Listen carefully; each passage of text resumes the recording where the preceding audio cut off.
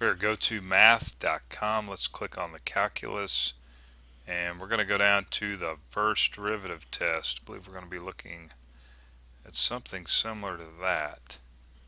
So let's go up here to 7.1, get that to come up. Alright, it says find where the function is increasing and decreasing. And we got this nice lovely thing here. So let's write this down. And you notice there's no graphs, so we'll have to trust the math on this. I decided to kind of put graphs on certain ones, and then we don't want to really get conditioned too much of that.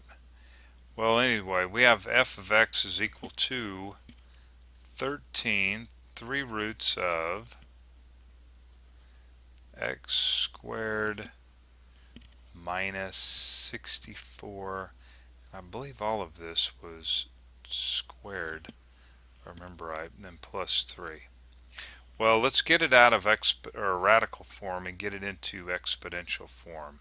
So that's going to be the first thing we do. 13, so we have x squared minus 64 raised to the 2/3 plus 3.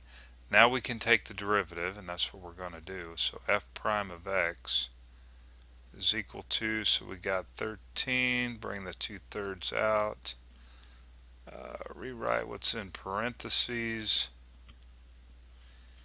and my handwriting's kind of deteriorated lately.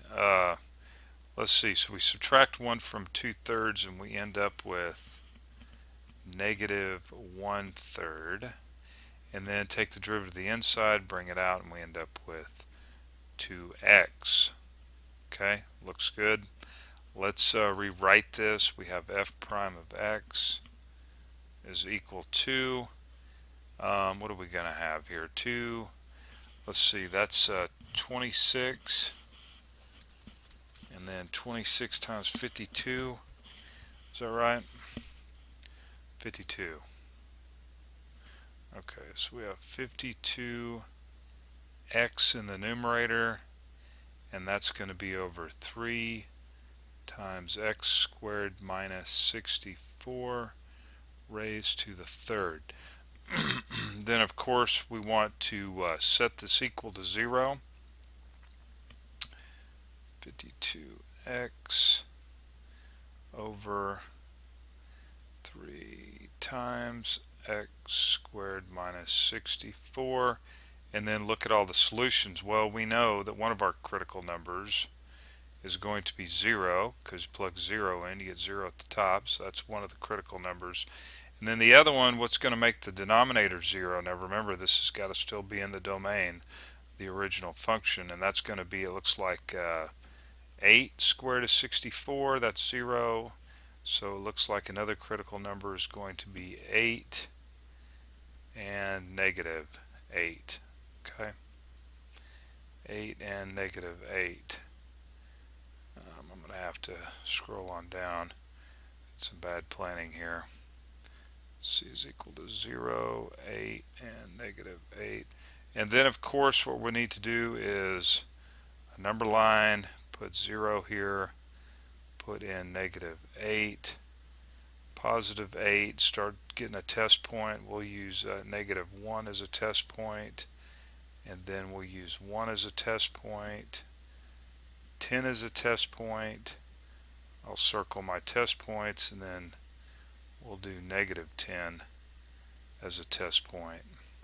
Okay, so we take negative 10, plug it into the derivative, you get negative in the top, you're going to get positive, so that's going to be a negative. So we know that it's going to be decreasing, take negative 1 in. You know that we're going to end up getting negative in the bottom and negative in the top, so that's going to be positive, so it's going to be increasing to 0, plugging 1 in, positive, negative, that's negative, so we know it's decreasing.